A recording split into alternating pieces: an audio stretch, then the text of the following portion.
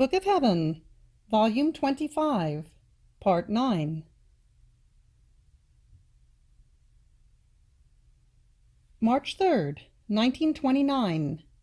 How the divine will is always in the act of renewing what it did in the creation of man. How it contains the charming virtue.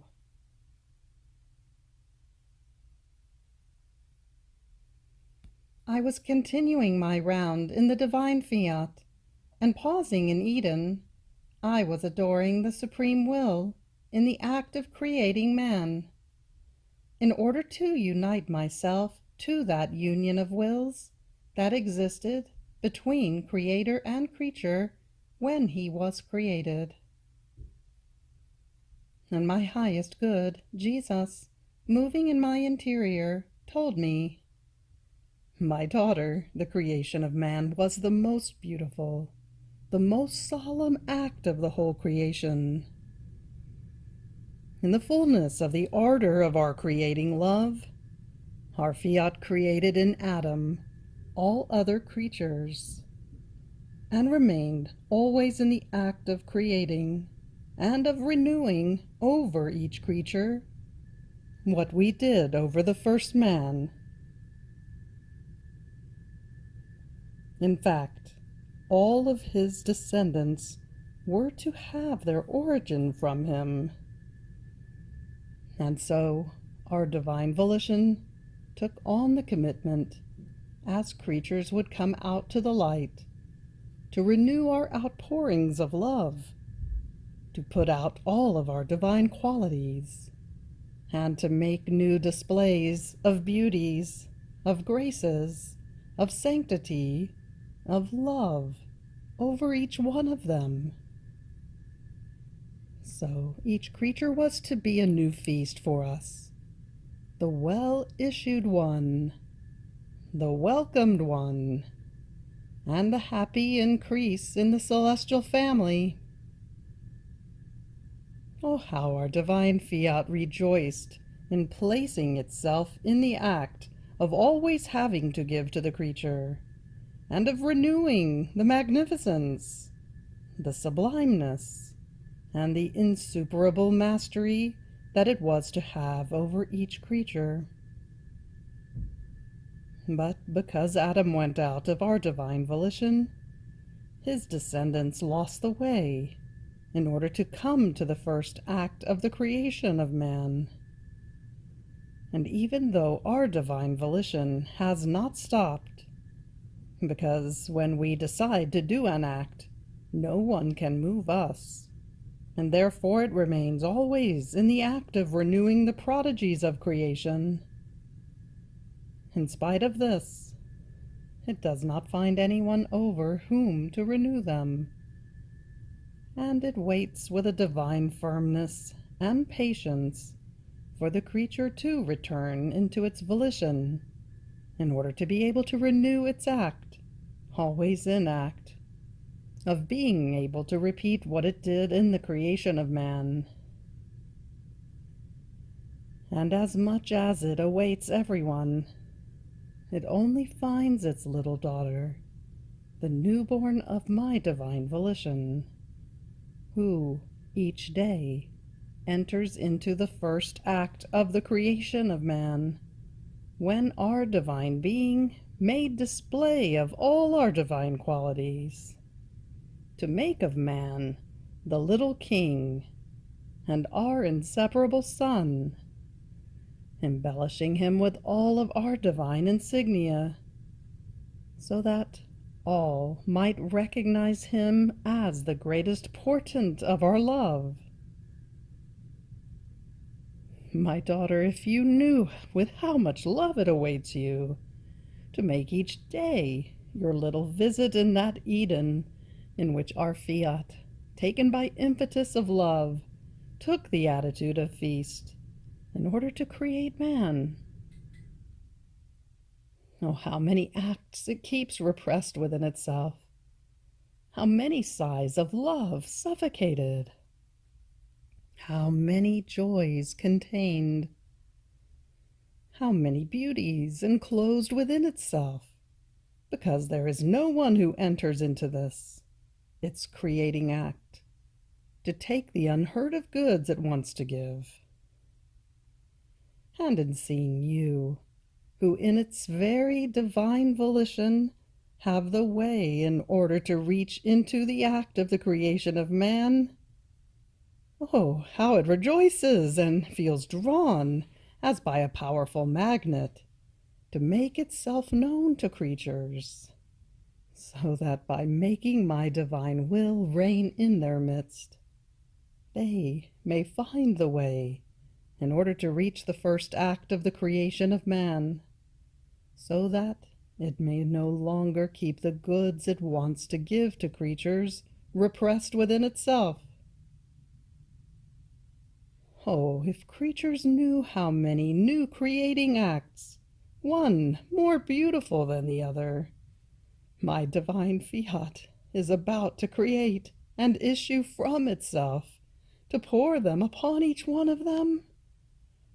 Oh, how they would hasten to enter into my divine volition, in order to begin their lives again in it, and receive its infinite goods. Then I was following the holy divine volition, and was thinking to myself, is it really true that I possess this Fiat so holy? It is true that I feel I am unable to want or desire anything else, and it overflows like a sea, inside and outside of me, that envelops me completely in this divine Fiat, and I feel that all other things do not belong to me. But who knows whether I truly possess it?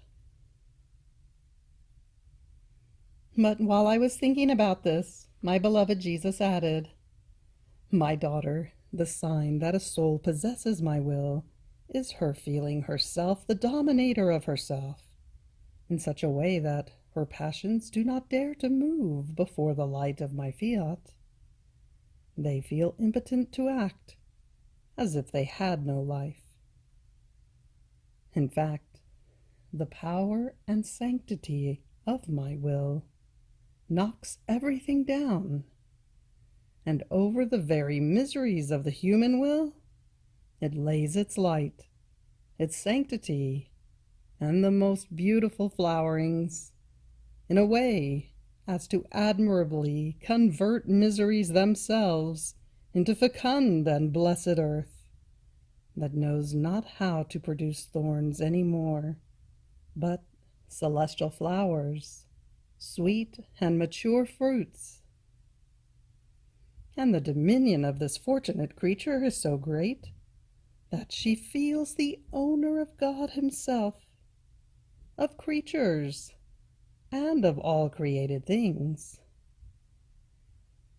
She has a charming virtue, such that whoever has the good of knowing her feels so bound as to be unable to be away from her.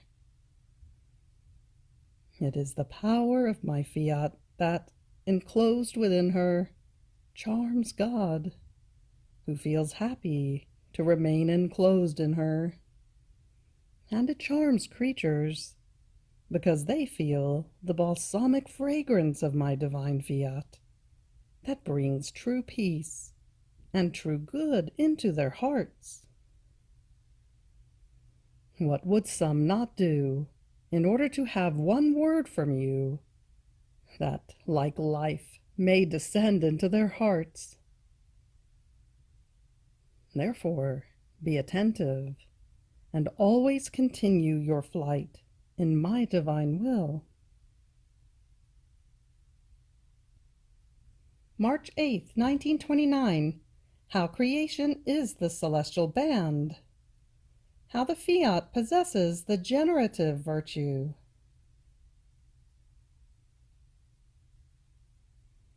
I continue to go around in the acts of the divine Fiat, and gathering all together the whole creation, asking in each thing that the divine will come to reign upon earth. I was bringing them all together to my Creator, to give him the glory of all creation, and say to him, Adorable Majesty, listen, I pray you, to the heavens, to the stars, to the sun, to the wind, to the sea, and to all creation, asking you that your fiat come to reign upon earth. Let the will of all be one.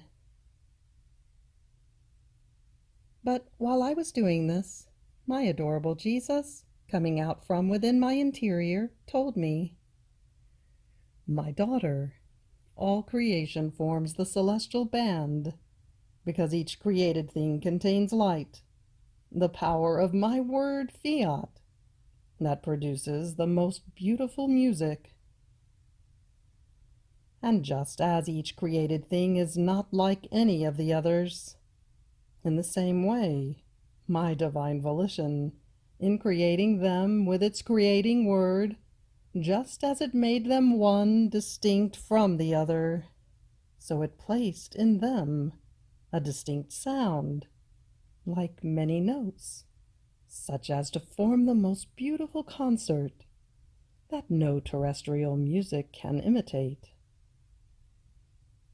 The multiplicity of the sounds with the corresponding notes is so great, for as many as are the created things. So, the heavens contain one sound. Each star has its distinct sound. The sun has another, and so with all the rest. These sounds are nothing other than the participation in the harmony that my divine will possesses.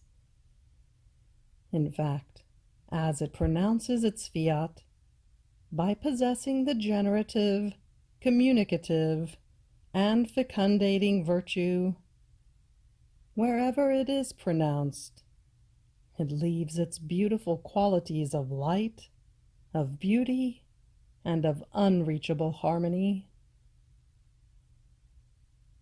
Is it perhaps not its communicative virtue that communicated so much beauty, order, and harmony to the whole universe? And is it not by its breath alone that it nourishes the whole creation, maintaining it fresh and beautiful, just as it created it? Oh, if creatures would let themselves be nourished by the breath of my omnipotent Fiat, all evils would no longer have life in them. Its generative and nourishing virtue would communicate to them light, beauty, order, and the most beautiful harmony. What can my Fiat not do and give? Everything. Now, my daughter, as you were gathering all created things in order to bring them to us as the most beautiful homage, to ask us for our kingdom upon earth, since each thing has the notes and the sound within itself as its own property, immediately they began their music, so beautiful and harmonious, that our divinity pricked up its ear and said, "The little daughter of our Fiat is bringing us our celestial band," and in their sound they say to us, "May the kingdom of our divine will come upon earth." Oh, how pleasing it sounds to us, how it descends deep into our inmost divine bosom, and it all moves us to compassion for so many creatures without the life of our Fiat. Ah, only one who lives in it can move heaven and earth, and rise onto our paternal knees, to snatch from us a good so great, which is the Fiat voluntas tua, on earth as it is in heaven. After this, I kept following the divine will in so many multiple effects that it produces in the whole creation, and my always lovable Jesus added, "My daughter, With one single act, my fiat produces many effects, sustaining the whole creation. Its act is the life that it gives, in order to form each created thing. The effects are the nourishments that it administers, like many different foods to each thing, to maintain them beautiful and fresh, just as it created them. So, my divine will is the sustainer, the nourisher, and the vivifier of all creation. Now, one who lives in my divine volition, together with it, sustains, nourishes, and vivifies all created things. She is the inseparable one of my fiat. As the creature operates in it, she acquires the breath, and breathing together with my fiat, she maintains what was done once, always alive. Even more, she has the virtue of vivifying and calling to life the many acts of my will, to which the human will has given death. In fact, my will has a continuous act to give to creatures, and when they have not done my will, these acts have died for them. And one who lives in it has the virtue of vivifying them and of keeping them alive.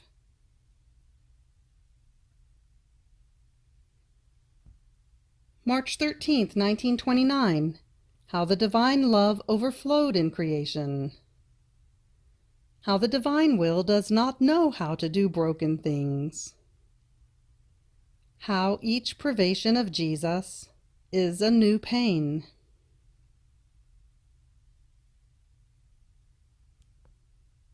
I feel a strength within me, a divine power that draws me continuously into the eternal volition, as if it wanted me in continuous company with its acts, to give its little newborn the life of these acts, and to have the pleasure of hearing them being repeated, or of repeating them together with her. It seems that the divine fiat enjoys very much. It celebrates when it sees the little newborn in its arms of light, either to tell her something about its long story, or to let her repeat what it does together with it. The divine fiat feels all the joy, the happiness, for having issued the creation. So its light transported my little intelligence into Eden, in the act when our Creator, in a surge of love, created the life of love in Adam, in order to love him always, without ever ceasing, as indeed it never ceased, to be loved by him in return with an incessant love. It wanted to love him with a love that never says enough, but it wanted to be loved in return. While my mind was wandering in the love of the Creator and of the creature, my sweet Jesus, moving in my interior, told me, "My daughter, in the first act of the creation of man, our love overflowed so strongly and raised its flames so high as to make its arcane voices heard, so strong and penetrating, that the heavens, the stars, the sun, the wind, the sea, and everything felt invested by mysterious voices crying out over the head of man, 'I love you, I love you, I love you.'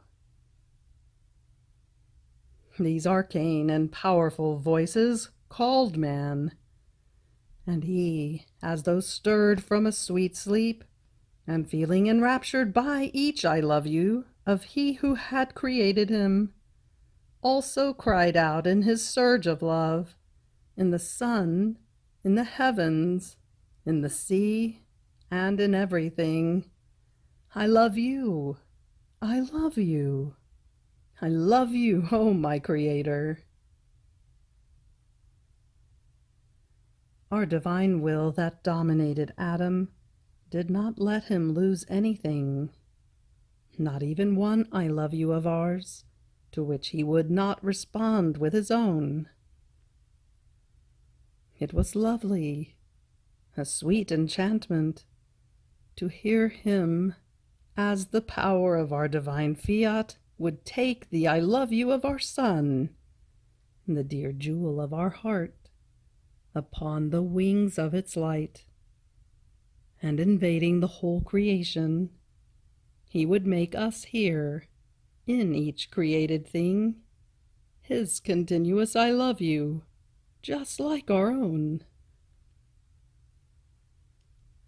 Our divine will does not know how to do broken and interrupted things, but continuous. As long as Adam possessed his dear inheritance of our Fiat, he possessed its continuous act. It can be said that he competed with us, for when we do an act, it no longer ceases. Therefore, everything was harmony between him and us, harmony of love, of beauty, of sanctity. Our Fiat let him lack nothing of all our things.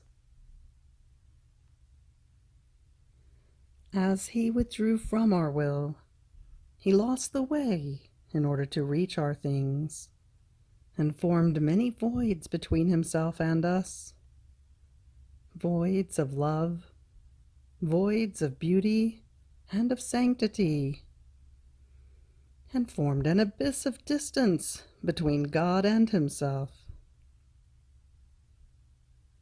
And this is why our Fiat wants to return into the creature as font of life, to fill these voids and make him return, as a little newborn, into its arms, and to give him its continuous act, just as it created him. After this I felt myself without my highest good, Jesus, and I experienced such pain that I am unable to explain it. Then, after much waiting, my dear life came back, and I said to him, "Tell me, my beloved Jesus, why is the pain of your privation always new? As you hide, I feel a new pain arise within my soul, a death more cruel, more harrowing, more than those experienced other times, when you eclipse yourself from me." And my always lovable Jesus told me, "My daughter, you must know that every time I come to you, I communicate to you a new act of my divinity. I communicate to you now a new knowledge about my divine will, now a new beauty of mine, now a new sanctity of mine, and so with all our divine qualities. This new act that I communicate to you causes that, when you remain without me, this greater knowledge brings a new pain into the soul, because the more one knows a good, the more one loves it, and the new love brings the new pain when you remain without it. This is why when you remain without me, you feel that a new pain invades your soul. But this new pain prepares you to receive, and the void is prepared in you, in which to place the new knowledges about the divine will. The pain, the new harrowing death that you suffer because of my privation, is the new call that with arcane and mysterious and enrapturing voice calls me. And I come, and in return I manifest to you a new truth that brings you the new life of your Jesus. More so, since the knowledges on my divine fiat are divine lives that come out of the womb of our divinity. And therefore the divine pain that you suffer because of my privation has the virtue of calling from heaven these divine lives of the knowledges of my will to reveal themselves to you, so as to make them reign on the face of the earth. Oh, if you knew what value one single knowledge on my divine will contains, what good it can produce, you would hold it as the most precious relic, and one kept as more than sacrament. Therefore let me do, and abandon yourself in my arms, waiting for your Jesus to bring you the divine lives of the knowledges of his fiat.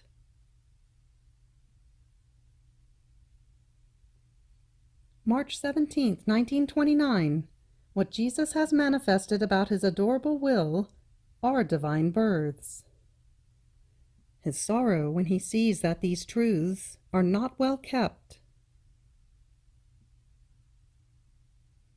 I was all abandoned in the divine fiat.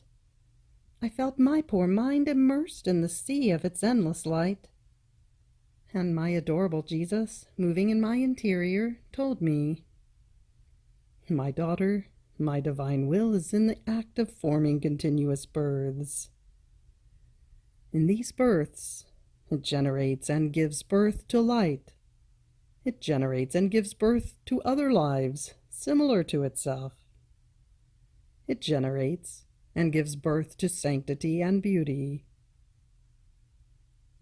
The first generation is formed within our divine womb, and then the innumerable births from us come out. But do you want to know when we generate and form these births? When we want to put out a truth.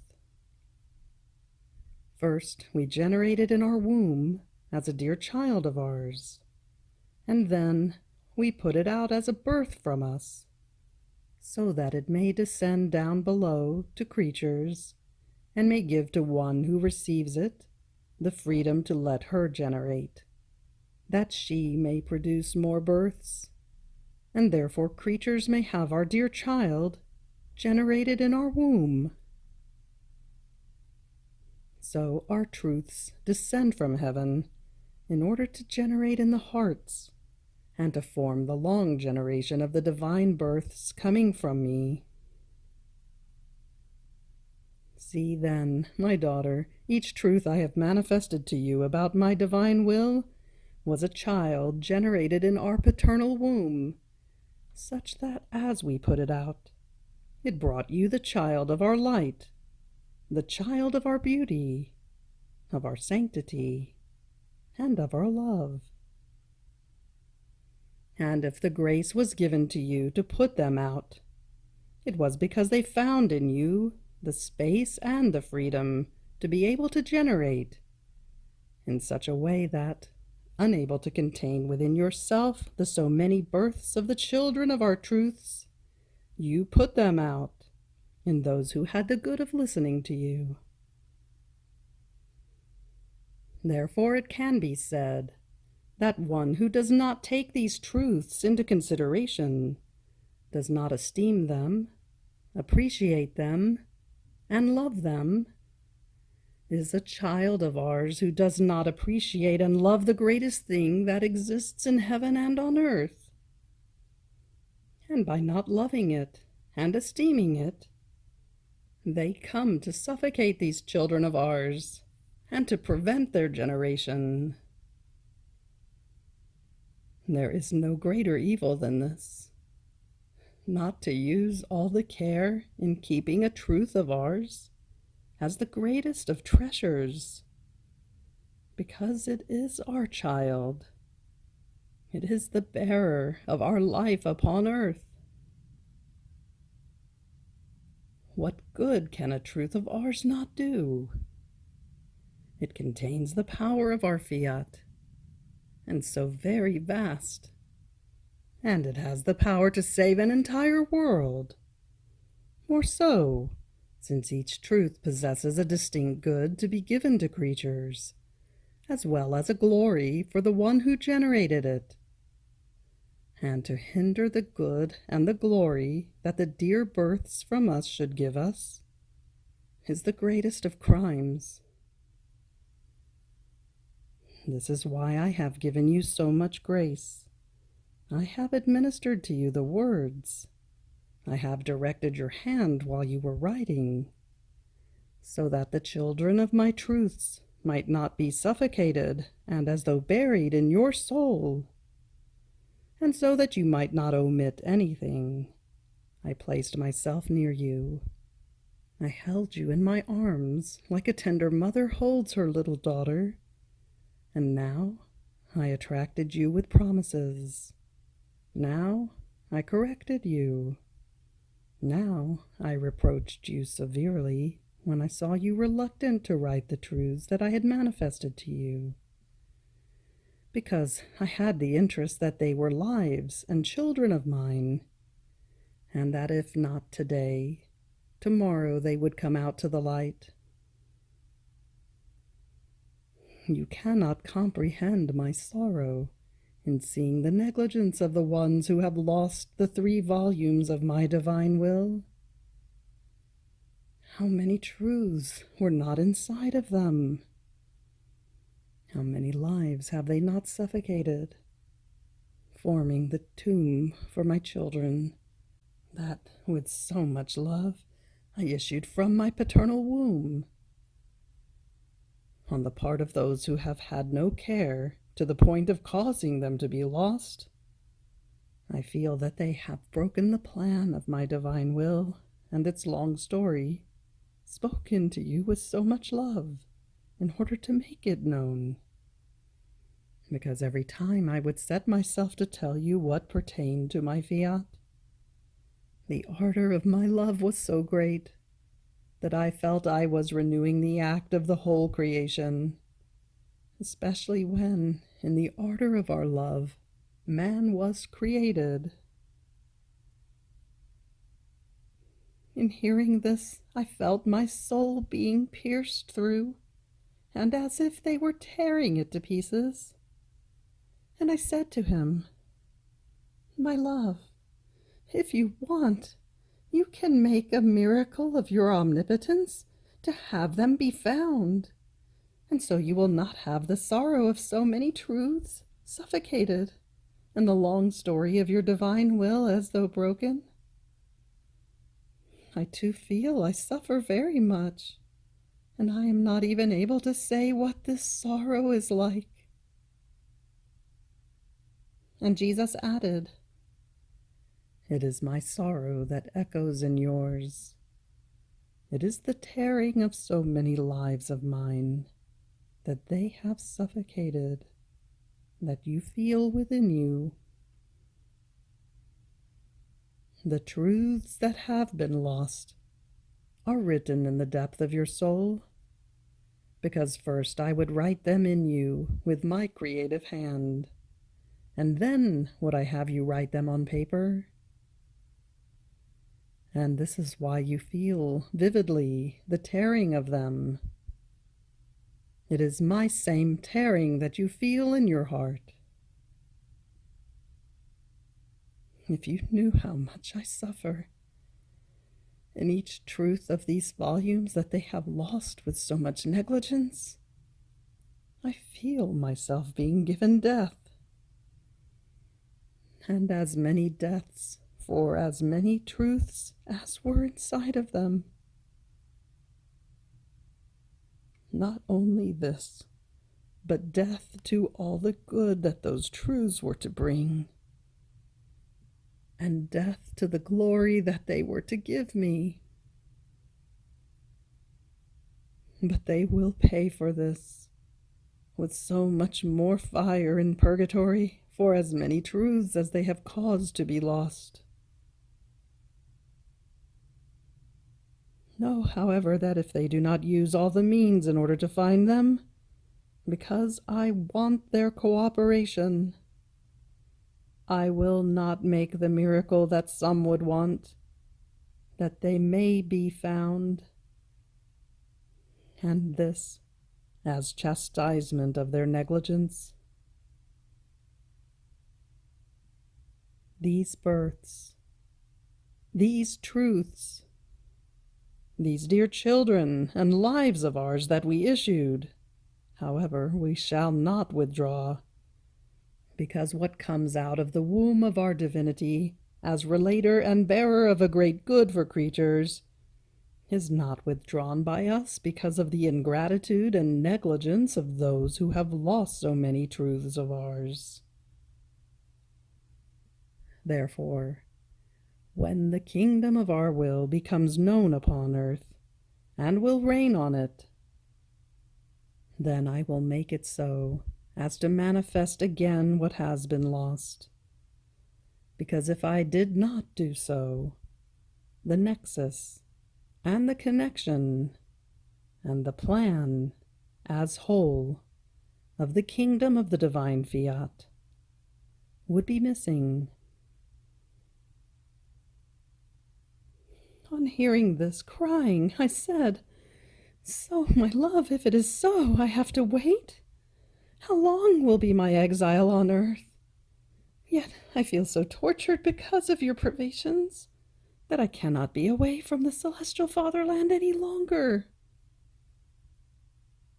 And Jesus, "Daughter, do not afflict yourself, nor is it necessary that I tell you the way, how, and to whom I must manifest, if they do not find what was lost, whether to you or to others.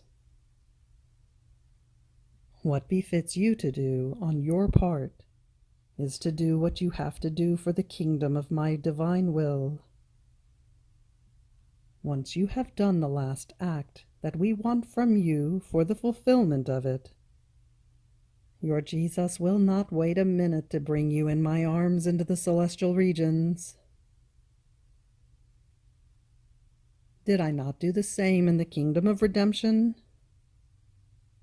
I omitted nothing, and I did everything, so that nothing might be lacking on my part, so that all might receive the good of redemption.